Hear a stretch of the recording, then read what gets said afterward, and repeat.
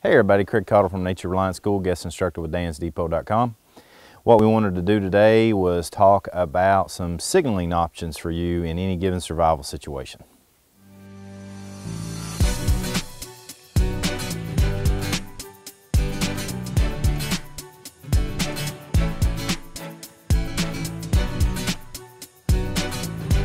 So one of the things that I have either a good or a bad habit of doing is I like to go outside with earth tone clothing on, because I like wildlife observation and hunting, and so anytime I go out I'm usually wearing something that's close to earth tone, if not camouflage. So I always keep on my person close to me things that if I were to get in trouble I can signal with. One of the easiest things to carry is a bandana, which we now have in the Dan's Depot kit too. I've always carried these things with me because they're so versatile and you can use these for a number of situations. But at the very least you can use it as a signaling device. So if you're in a situation where you need to signal aircraft, we've built SOSs and X's in wilderness survival training, where we always use these on top of those when we can. If you are setting up a debris hut, which a lot of survival schools teach debris hut, and again, I think I'm gonna make a video on why I hate those things, but yeah, still yet, if you're gonna build a debris hut, you've got to put something like this on there because it's just too easy for somebody to walk by you. But you can tie it into a branch like this as a signaling device, or you can just stick it in the ground on a stick next to you. And at the same time, if you're going to be set up in a survival situation and you've set up in a spot where you're going to hang tight until somebody finds you, you need to start breaking branches and stuff of that nature all around your area where you are, so in case a search and rescue team comes by, they will see those things, go in and investigate and find you. The other thing that you need to keep on your person real close to you, from our perspective, is a good survival whistle. This is something that is too easy to carry.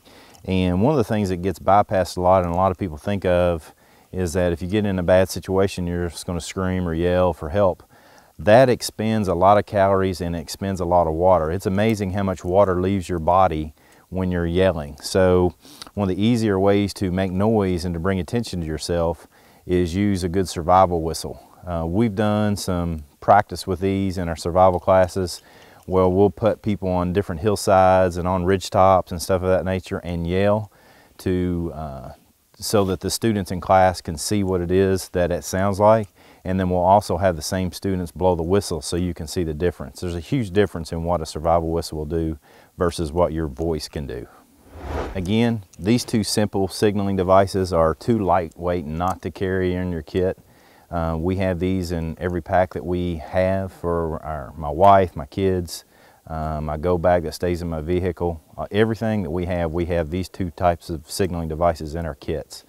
Too lightweight not to carry them. So beyond that, if you're going to build a fire, which you should, to signal, then you want to make sure you keep green material around, particularly something like a spruce tree or a pine tree or something of that nature. It's going to cause a lot of smoke because that'll bring a lot of attention to your area.